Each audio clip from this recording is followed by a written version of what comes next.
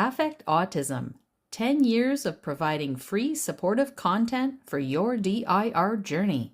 All of Affect Autism's podcasts are produced and edited by Daria Brown. Please note that the views expressed during all episodes are solely those of the individuals involved, do not constitute educational or medical advice, and do not necessarily reflect the views of Affect Autism, Daria Brown, nor ICDL and associated parties.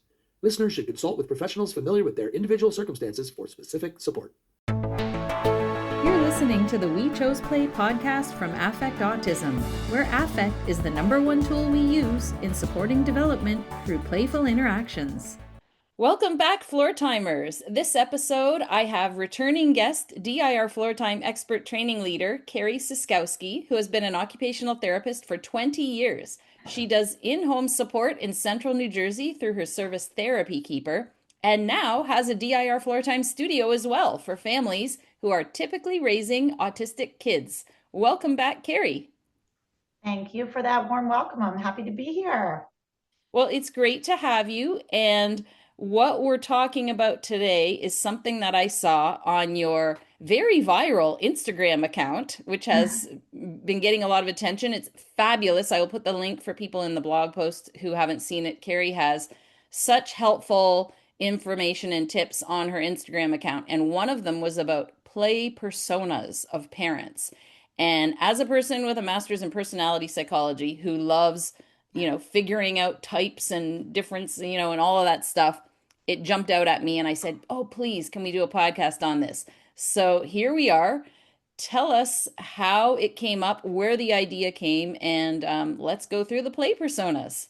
Yeah, absolutely. So a fun part of, I don't love everything about social media, and I'm sure everyone listening could say the same thing, but as a DIR floor timer, I do love the creative process of sharing some of my internal thoughts, some of my wonderings, and like, how could that translate to something that could be useful to another family? And, we spend a lot of time thinking about, as floor timers, what feels like a fluid process for a family and what feels like it has a little bit more friction, because as floor timers, we know that everything is relational. And sometimes for families, playing with their child is like easy breezy, right? Like they might need support in other areas, but they're like, play, I got this. They're just a natural player. And then you have other families who that feels so hard, and there's like the deepest desire for them to be able to show up and play, but it's hard, right?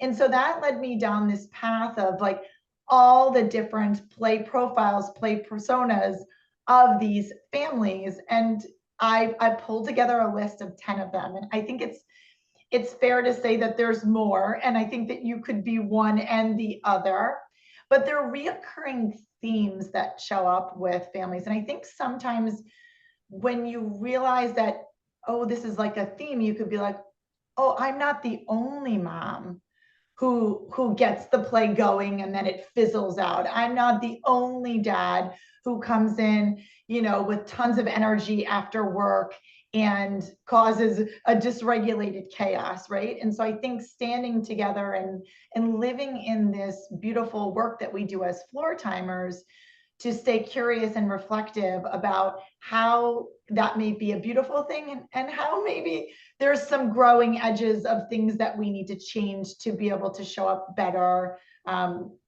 for our children or for the child that you're supporting. So that was the intention behind it. I love it. And one thing that I absolutely love about you, and I think is a very special talent of you, is the ability to take floor time concepts and really make these takeaways for parents, because so many parents that are new to floor time, they really want an instruction book. And we always say there's no instruction book for floor time because it's so dependent on, where your child is developmentally. Like you mentioned, play fizzling out. So I remember when my child was very young, it seemed like he didn't want to play with me. It seemed like he was in his own world and he was just wandering around the room, knocking things over, and I'd try and get something going. And it seemed like he was ignoring me. And of course, in floor time, we understand the why behind the behavior and we figure that out, and that's what you do. But they want an instruction book, and every child's so different. Their individual differences are so different. Our individual differences as parents are so different, and so that mix of everything makes it so hard to be prescriptive. Yet you have a way to make these amazing PDF takeaways, and I just love it. When I think of things that are prescriptive about floor time, like the thing that just popped in my head right now is that a really big one is we always have to be reflective, right? And so if I were to say like this is like the must do's, I'm like we always have to be reflective, right? Because we're not here to be right, we're here to get it right. That's the Brene Brown. I just always love that one. And I think what I always tell families is I always want us to be intentional. I want us to be really intentional with the way that we're showing up, with the strategies that we put in place, with the way that we would prepare a child for a transition or a situation that have a lot of variables, right? So I think to be intentional and to be reflective when people are looking for like, what do I do? Like those are really good starting points. But it was fun coming up with some of these play profiles. And so I would love to share them. And I love a good visual support. So here's what I was thinking. I was thinking that I would share my screen and I'm going to pull up the actual Instagram post that I have in my Canva file and we can talk through them. And if you're listening on audio, I'll try to just give as much context as possible because I know some of you are doing that audio and that's actually how I listen myself. So I'm sensitive to that. I will also say, because we're so process driven in floor time, I want to tell people that when I sketched this out in a Google Doc and I put it into Canva, I woke up the next morning actually to hit post. And it's really important to me that whenever I share content that it sits well with people. And sometimes when we are transferring printed material to people, whether that's email, text, something we read online, there are some things that are inherently lost, right? And so when I woke up that next morning and I was going to post this, I was like, gosh, a really sensitive parent could look at this and they'd be like, oh, I am this parent and I don't like this about myself, or I tried really hard. They could get frustrated. And so I actually edited it at the bottom of each slide to put strengths, because I want for parents to know that they might fall into this play pattern and, they might look at that as a negative thing, but like I see their strengths. So there's never any judgment in any of this, and there's no judgment in floor time. So we're sitting in a space of being really curious. So that is just my one little thing that I'm going to say before I open up my screen as like a really meaningful edit that I did. It's a very important disclaimer. I love it. This is the front cover. Like if you were to look at my grid of Instagram, this is what you first saw. And the reality is that a lot of families struggle to play with their kids. The screen that I have up right now just lists all 10 of them. We're going to be going through all of them. Play persona number 1, obligatory fun factor. When I think of this parent, this is the parent who their strengths, which I have down here at the bottom, is they're a planner and they're super organized and they put all the play, they set the play dates, they order all of the quote unquote right toys, and they do all the things that they should, right, for their child. And they wish that they loved playing, but the reality is that they don't really love the playing, right? And so they're more this facilitator, but when they actually sit down on the floor to play, they might play for like 10, 15 minutes. And then they're like, the joke that I have here on the slide. And then it's like, oh, then who wants a snack, right? That this is a lot for a lot of people. And so they know the value of it. They're going to set up the play date. They're going to do all these things, but they don't really sit there for that long in that play. So what came to mind for me is parents who get the diagnosis and they are in full-fledged research mom mode. Okay, Yeah. I need to get OT. I need to get speech. I need to get this. I need to have this on trial. I've got the medical appointments. Oh, we need to do play. And that is a very typical thing that a lot of typically mothers tend to do when they get that diagnosis. They get busy. And so that's what came to mind. But I want to jump back to that in a minute when we get through to the others. Play persona number 2, playtime referee. Is when you your version of play is basically putting out fires. Okay. So this is the parent who would say like, well, I would play with them, but like play with, this is often when there's siblings involved. Play is always, I'm just always managing something. I'm always managing some sort of sibling conflict. And their role in playing often becomes about safety and attempting to resolve conflict and getting pushback in that process. It is exhausting to me. Like it's just exhausting. And I have to keep everyone safe and I have to manage all the conflict. And they don't get into the ooey gooey fun playing that we as floor timers want, right? And so holding space for the fact that their strengths might what I have written up here, like they're the peacekeeper and the responsibility and they're the safety and they're the police. And maybe when we look at that profile, maybe that's why they're never relaxed. Like maybe they're in this fight or flight all the time and with their own nervous system that they can't get into that more joyful, connected play that we like to see in floor time.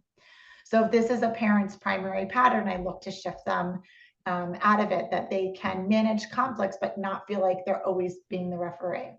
What I remembered, and I'll put a link to it in the blog post for this episode, is the interviews with two parents who did intensives at the DIR Institute, Yeah. where the one parent said she had her two daughters, and most of the play at home, she felt like she was the referee and she was constantly dysregulated. Yeah. And the coaches there, like any good floor time coach, was working with her, the mom, how to be that referee in a floor time way that Yeah. allowed her not to feel dysregulated and become a part of the play. So I love that in each of these 10, for most of them, you gave sort of not solutions but suggestions on how to work with that, and that was the example of how you would work with that that came to my mind. And if you listen to that podcast, she describes it so nicely, like instead of being that person who breaks everything up and like, stop, don't do that, stop, don't do that, it's like, oh, that's interesting, you have this idea, but she has this idea. How are we going to work through this, right? And that sort of floor time thing, and of course it Yes. depends what age your children are and stuff like that, but Yes. that's what And I did just this week, I did also to that note is we want to encourage siblings to go to each other, right? And depending upon the age and the developmental capacity, all of the things, right? And so just this week, I also said like, that is a good idea. Tell your brother, right? So like they're expecting mom to manage all that, right? So encouraging the relationship between the siblings rather than just always putting out the fire. That's such a good point too, because oftentimes if a pattern begins where the parent is the referee, the Yeah. kids are, like you said, they're looking to the parent to fix it instead of trying to work it out themselves. And you want to facilitate more of that cooperation and relating and communicating, as we Yeah. say. Yeah, Exactly. Shared social problem solving with each other. exactly. Yep. FEDC 4, functional emotional developmental capacity 4, complex communication and shared problem solving, for those that are interested in the technical floor Yes. time Thank you. developmental terms. I'll link to those as well in the post. Play persona number 3, chaos catalyst.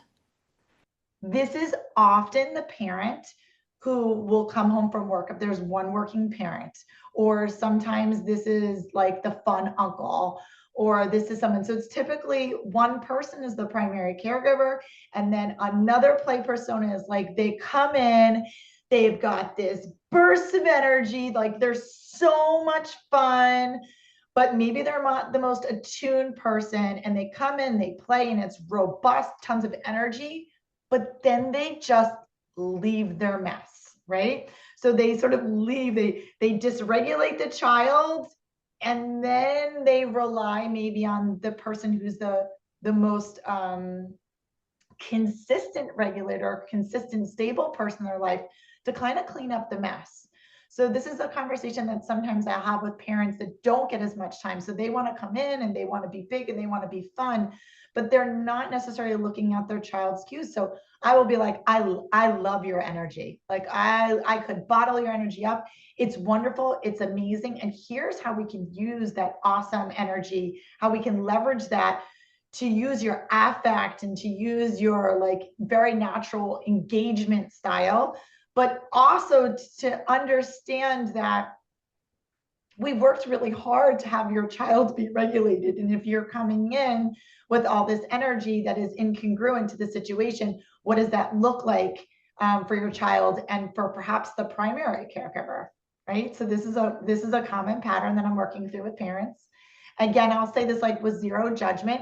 The goal is not to put any parent, including those of you listening or watching, the goal is not to put you on the defense. The goal is just to really have some honest reflections and discussions with you. This made me think of someone who's more of an entertainer. And, like you said, they come in with all this chaos and energy, and maybe they are a natural entertainer. But what I love about that is that they already have that natural affect Yes. and they already have all the ingredients. We just can, floor time coaches can help them to mirror with their child and like slow down and mirror what you're seeing. And because they're able to have that affect and everything, it should be an easy um adjustment. So the thing that feels different between the chaos catalyst and like the all-star enthusiast, because what you're describing Oh, to me okay. feels like it's the all-star enthusiast a little bit too, is the chaos catalyst.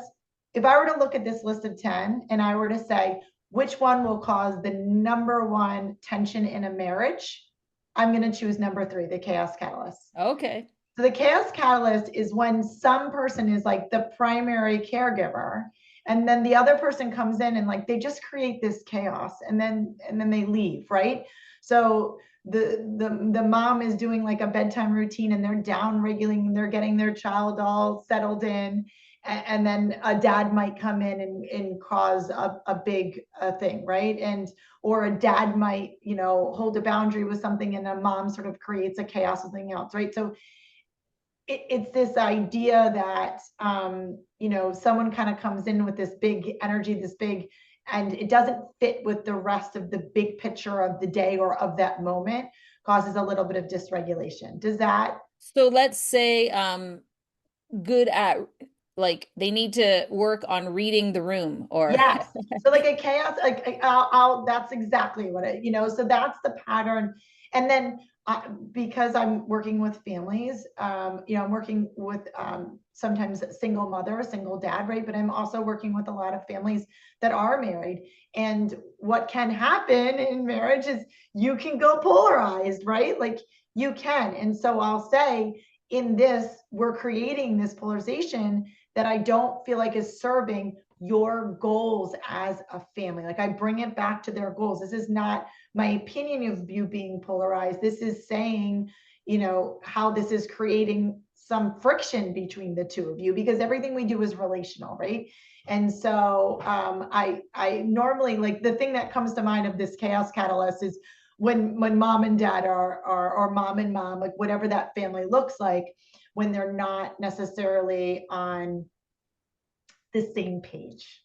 yes. And floor time as a family approach was one of the chapters in Engaging Autism, which we refer to as the Floor Time Bible. Um, Yes. that, the original publication there that really, became more famous and is referenced so much.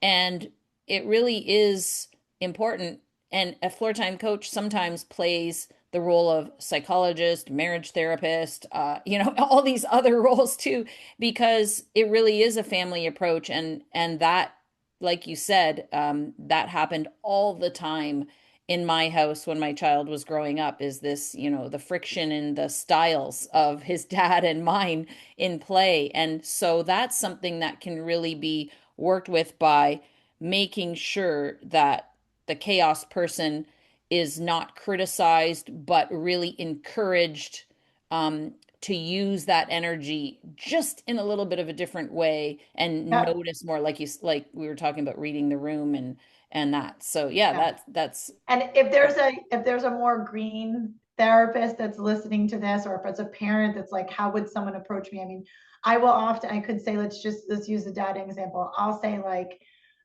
you know, I think your intention here, right, is to connect, and I see it. Like, it's beautiful, it's wonderful, it's right. So like, you have to lead with like that, what their intention is. Like, the intention is good. Maybe the delivery needs a little bit of work, but the intention is good. And so I think we always have to really honor that intention and then help them shape that.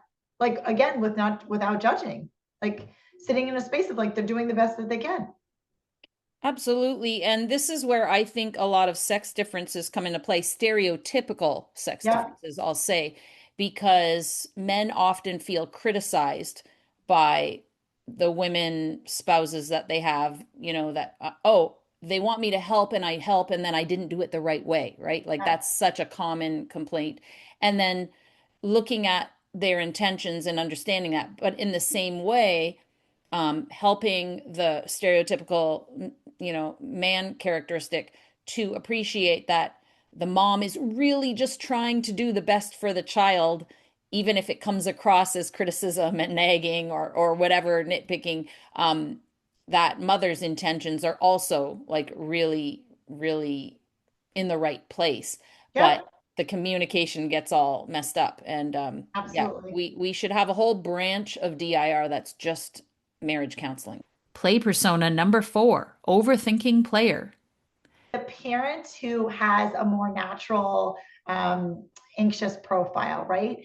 And so they are the parent who wants to play, they get on the floor playing, but they're in their head. Am I doing it this the right way? Am I using enough language? Am I using too much language? Why am I not doing it like their floor time therapist? Why is this so hard for me? Should I move this guy here? And they are just constantly questioning themselves. They're what I call the overthinking player, right? And so it's sitting in this space with this parent of a lot of self-efficacy work, right? It's a lot of scaffolding it down that you can build their confidence in their ability to play with their child and help them get out of their head more into that shared joy. And I love this. I love all the profiles, but I love taking it's often a mom, but sometimes it's a dad who's spinning around these wheels. They have more of an internal way of processing, and they often sometimes they're shutting down in that play and highlighting what's going so well and helping them build their confidence. So that's kind of like the overthinking player. But I want to highlight for those of you who can't see this screen, right, with all this, their strengths are that they're often so caring. Like, that's why they're on the hamster wheel. Like, they care so deeply about getting it right, and they don't want to mess it up, that they're overthinking that. And they're often incredibly invested, like so deeply invested.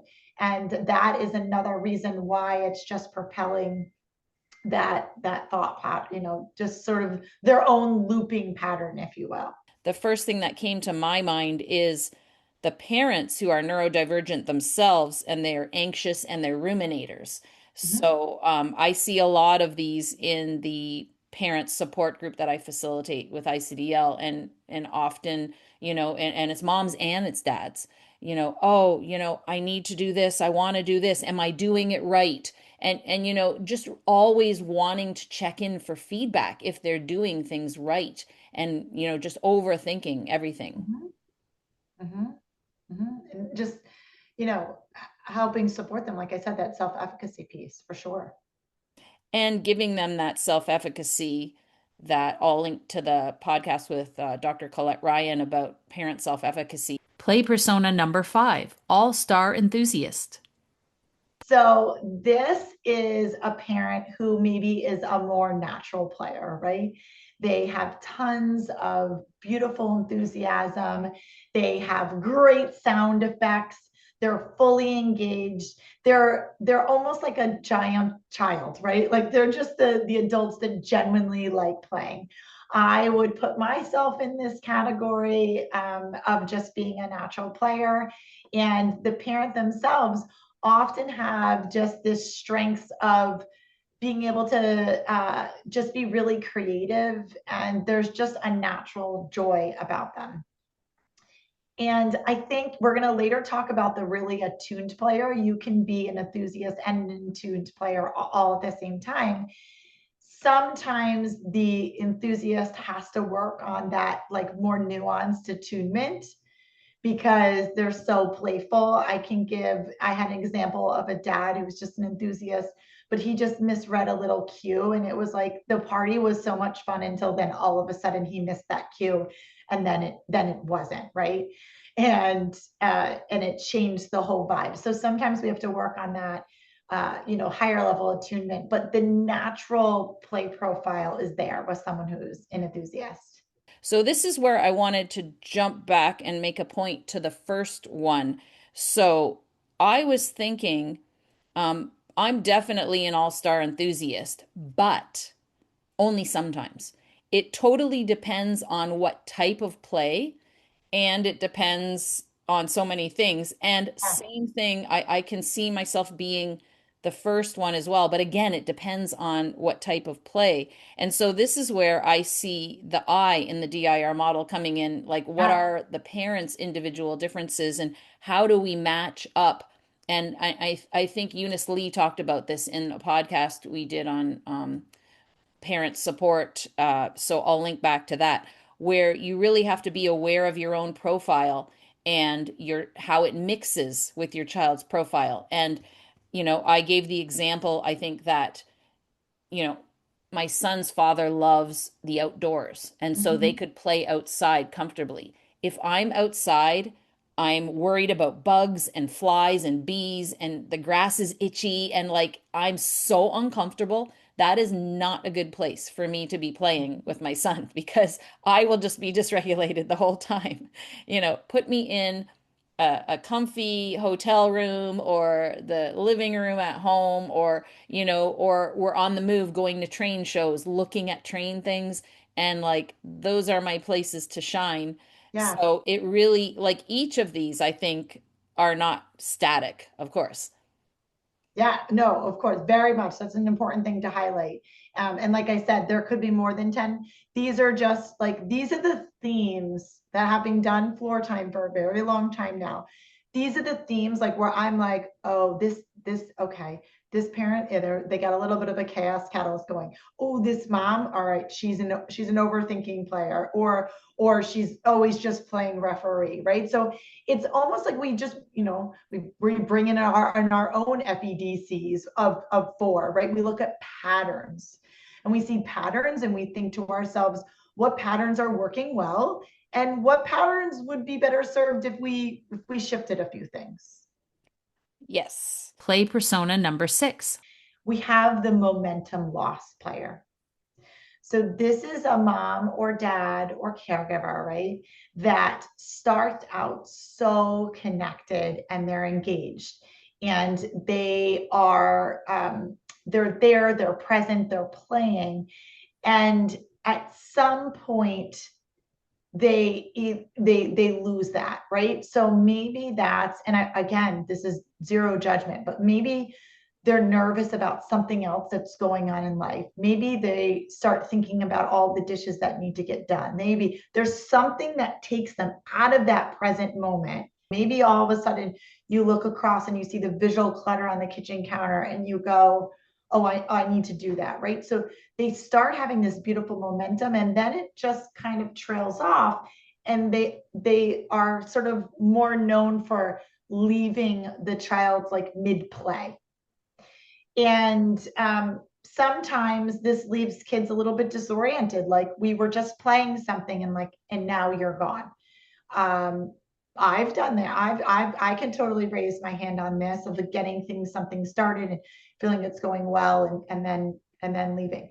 And this is sometimes a strategy that we use. Also, the difference between it being a momentum loss sort of player is that's more just like you wander, and your mind is taking you elsewhere. Versus I'm setting my child up with play, I'm supporting them, and then I'm intentionally taking a step back to see if they can sustain them play themselves. So again, it kind of goes back to that level of intention. And this is absolutely me as well at times. This is where I think the interesting thing is that will be this is the one where you're in a play momentum and then you like are distracted. So you leave, Yep. the kids Yep. sort You of like, just leave. hey. Yep. So the thing that I caution about this one is that, you know, this is what, you know, we have so much fun together, me and my son sometimes, and then he loves it and he wants that connection back. And then I'm off like, oh, I forgot about this. Oh, I forgot about this. I have to start dinner, whatever. So I think an important thing is to recognize that your child wants that connection. And like you said, like figure out a way to, you know, have a beginning and an end that's clear and talk about it and maybe schedule in times like this is when we're going to do this so the child has that expectation. Play persona number 7, verbal overflow contributor. I'm not someone who is driven by diagnoses, but I understand that a lot of people are trying to make sense of the way they are. So I would just say this is often the parent who would identify themselves diagnosed or undiagnosed as like an ADHD profile. And they are talking a whole lot. They're talking a lot. They've got a lot of ideas, a lot of words, a lot of pacing, all of the thing. And they might be unintentionally flooding the child, right? And so I even think about this like in the context, right? So my energy, it should probably be a parent. Like I'm very passionate about what I do. I'm very connected, but I can't attune to all of you that are listening or all of you that are watching, right? Because, and some of you need fast pacing and some of you need slow pacing and some of you, right? And so when we think about play, you are there present in that space with the child, and you have to be looking at the child and attuning to the child and wondering if your output that's coming out with this play, if perhaps it is too much for a child. And so when I think about this play profile, this is a parent who's trying really hard, but they're flooding. Like they are unintentionally just flooding their child. They have beautiful ideas. It's just there's often just too many ideas, but that's their strength, and they're also really good at problem solving. So there's not a lot of empty space, and sometimes that can be a favorable thing, and then sometimes that can also be a really tricky thing. I love, you know, how you have all these ideas of how to coach with each parent based on this building on their strengths. So this person probably has so many great ideas Mm-hmm. and, you know, but the over talking is just flooding, like you said, flooding the child. So how can we channel that? Yeah, so like the script that I would use in that situation, just as an example of is I would say like, I know that you are, looking forward to your child having these meaningful relationships with peers. And part of being successful in peer relationships is being able to have that reciprocity. And part of the reciprocity is initiating and it's also responding, right? And So we need waiting. initiation and we need responding. So you are doing so much initiation that your child is just responding to you. And so in order for your child to do more initiation, we have to create more space. And so when you say it that way, then they're like, oh yeah, I want my child to have friends. And oh, I want them to have reciprocity. And okay, Kerri is telling me that there's these two components, and there's initiation and there's responding. And if I'm doing all the talking, if I'm doing all, then they're just responding to me and they're not practicing the initiation piece. And in addition to that, they probably can't think clearly because they're getting flooded, right? And so that's just an example of something that I would say to a parent, not, you're talking too much, but rather this is the path of where we're going based off of what you desire for your child. And here's what we need to clean up in the process. Right. And I'll refer people to the slowing down and stretching out the interactions Yeah. blog post that I have. And the being versus doing podcast, where you can learn how to just be with your child without needing to fill the space. And it's so hard for us sometimes to wait. And our children may be processing so much that by the time they process it and respond, it can be like a lot longer than we think it will take. So Yeah, giving them the so chance. a really practical strategy that I use for a parent that's that verbal overflow is I will challenge them to put the tip of their tongue on the roof of their mouth. Depending upon the parent, it's 5 or 10 seconds. It is so hard. They'll be like, that was like so long. I'm like, that was only 5 seconds, right? But it's a really good practice. The Connected Parent, Jennifer Caleri, her podcast, she says that putting the tongue on the roof of your mouth helps you self-regulate, which I It thought was also can interesting. help you self-regulate if that's an easy oral motor. Yep, it could be definitely a grounding thing. Yep. Play persona number 8, attuned player. This is where we all want to be. This is where we want to be. We want to be like a mixture of all these beautiful things.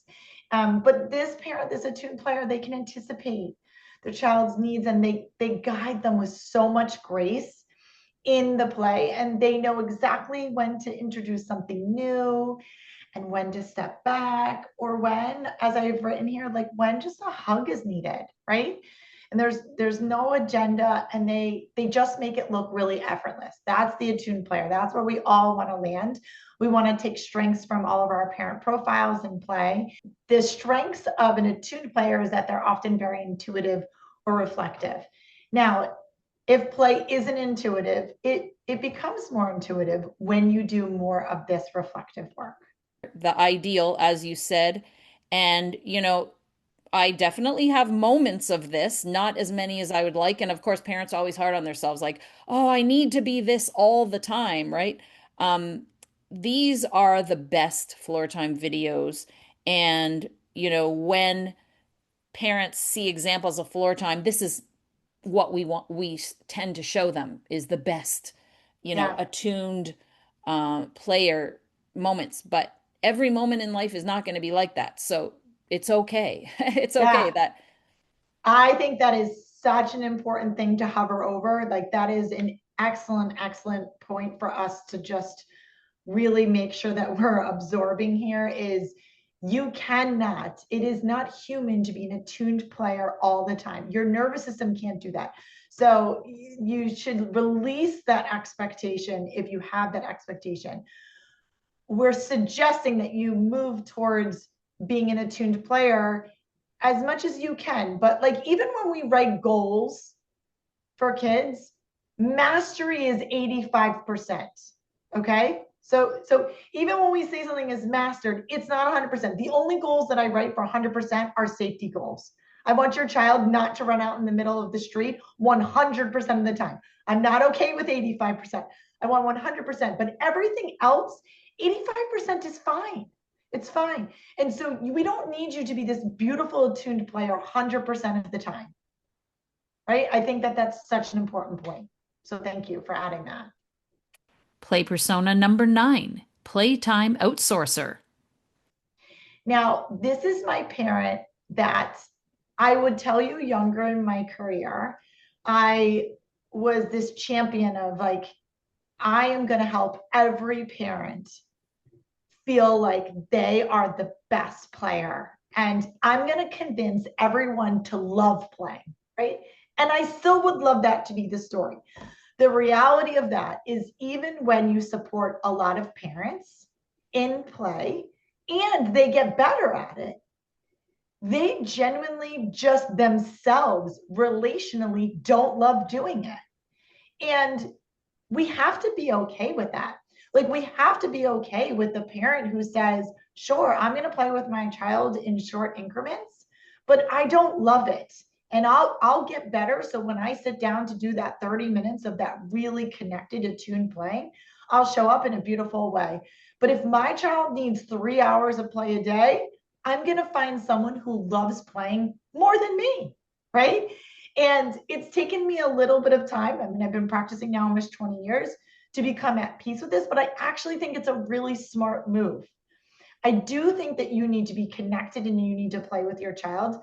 But if your child has more, I would rather you outsource that, some of that time, to someone who can do that very well than for you to sit there in a less engaged state, maybe with a little bit of resentment, and not show up in the beautiful way that we would hope, right? And so the only person that has the answer to that is you listening, and then people in your circle that could help sort of throw back reflective statements. And so I think when I get a parent who's a playtime outsourcer, I love their honesty. I love their leadership. And yeah, I might need to nudge them that they can't outsource it all.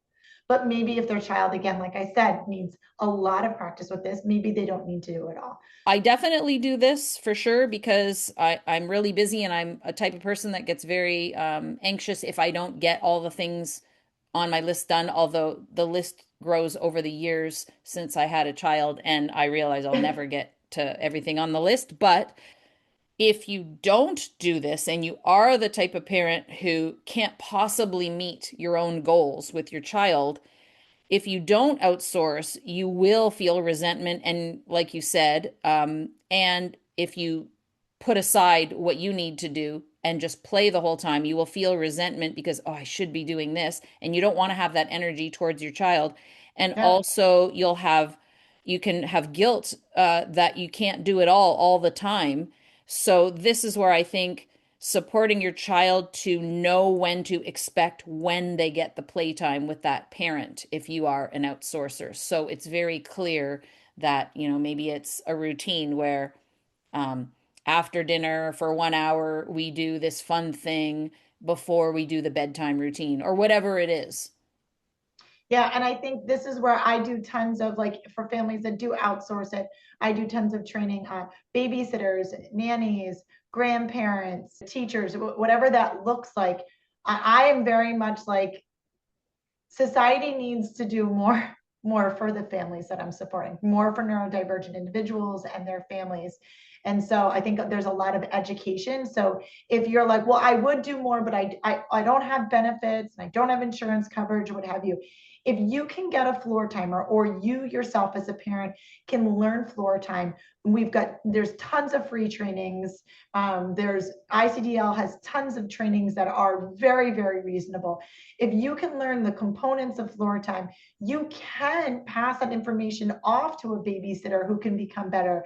And so I think we have to stay innovative and we have to stay creative sometimes with how we do this, but it's possible. So I would just encourage people to think outside the box on how you can outsource that if you feel like you don't have the capacity to do it perhaps as much as you want to.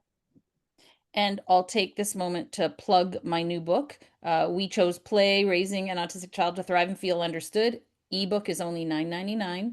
So if people want that, I sort of give a guide of my best idea of how I did floor time. It may or may not be helpful to some people, but if that's your style, that's an option as well. I love it. Play persona number 10, Distracted Companion. I have goosebumps now, like literally that are forming on my arm, because this is happening more and more and more.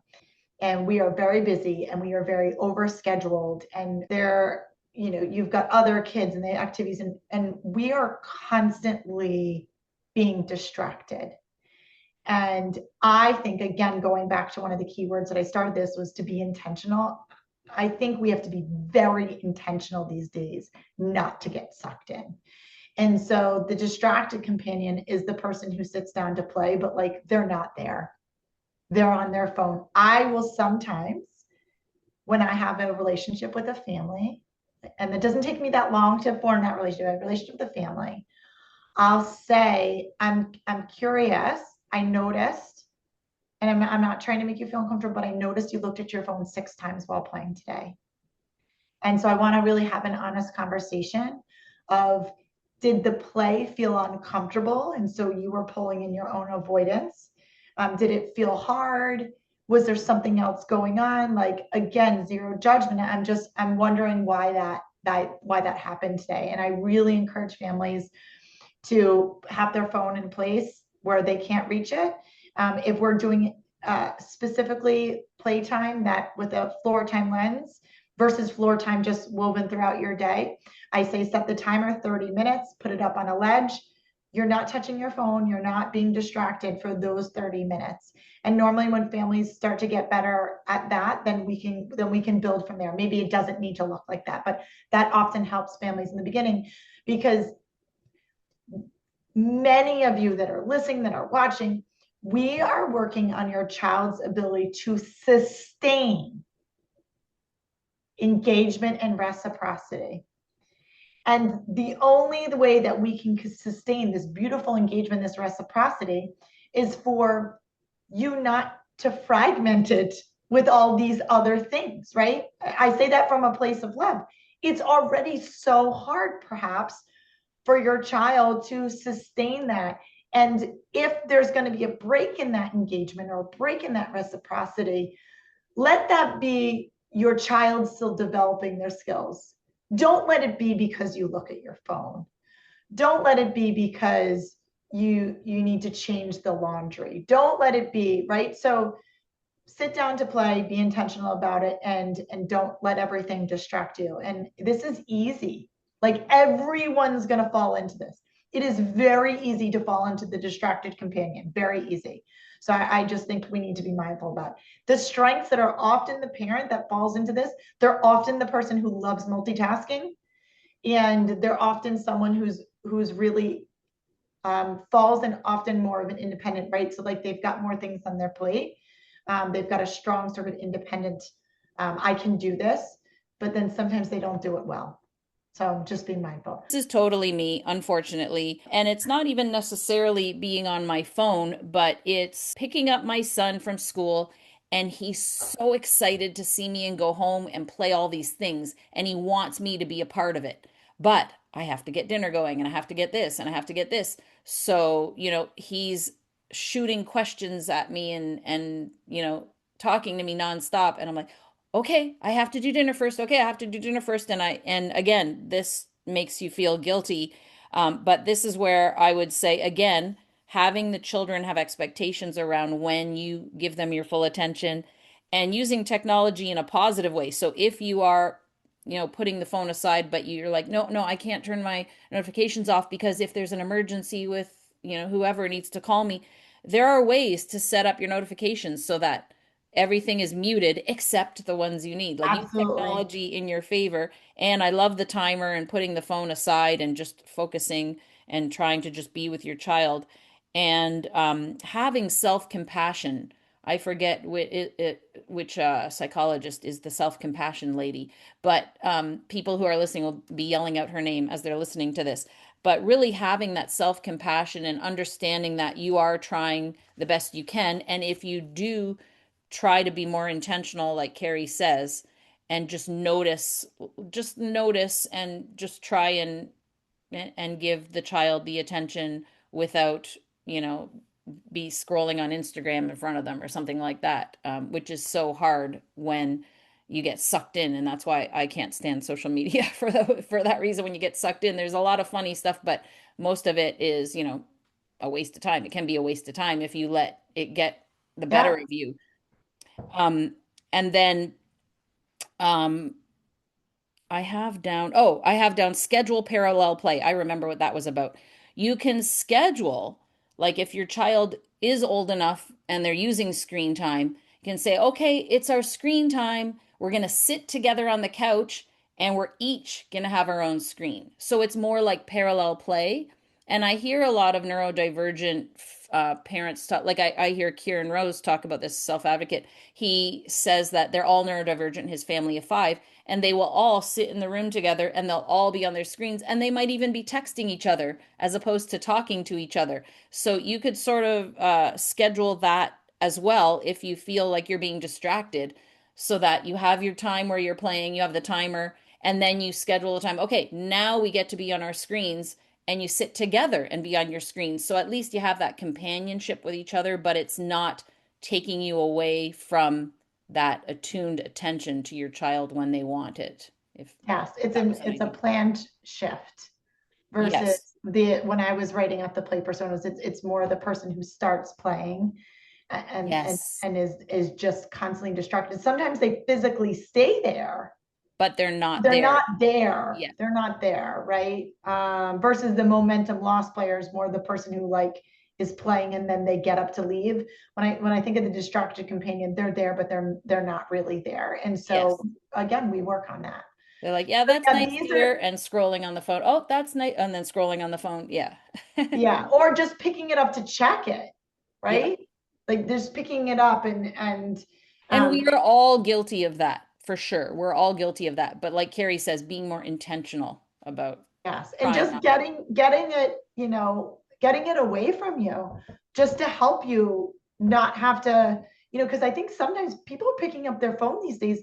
They don't even know that they're picking up their phone. It's It's a literally habit. become this, subconscious thing where they're just picking it up.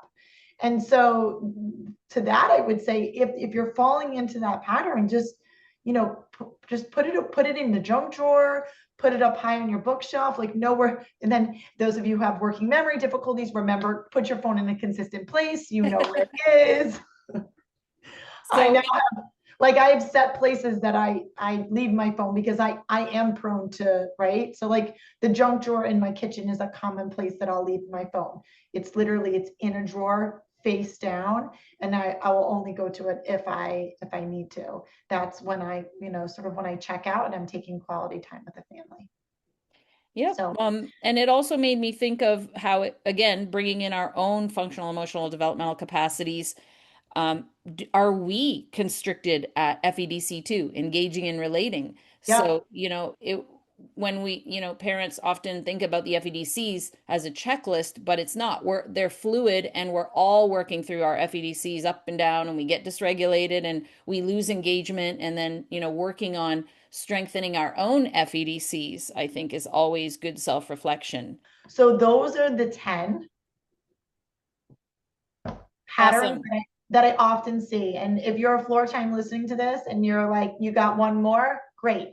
Like send it over to Affect Autism, like send it over to myself at Therapy Keeper, and let's have conversations about it. This is not a set.